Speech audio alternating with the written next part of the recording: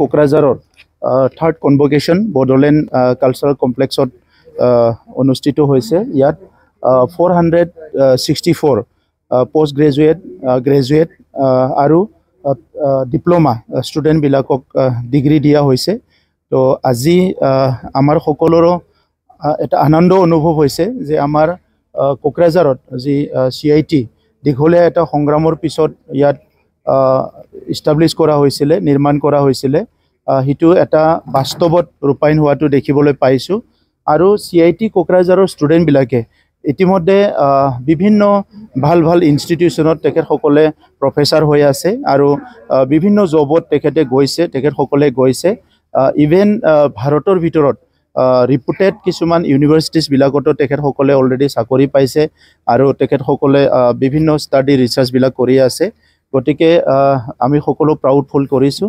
যি 464 ষ্টুডেণ্ট আজি তেখেতসকলক ডিগ্ৰী দিয়া হ'ল, যি অনাৰ দিয়া হ'ল, সেইসকলে অনাগত দিনত আমাৰ কোকৰাঝাৰ বা বড়োলেণ্ড অঞ্চলৰ লগতে ভাৰতবৰ্ষৰ কাৰণে কিবা ভাল কাম কৰিব, এটা নেতৃত্ব ল'ব পাৰিব, সেইটো মই আশা কৰিছোঁ।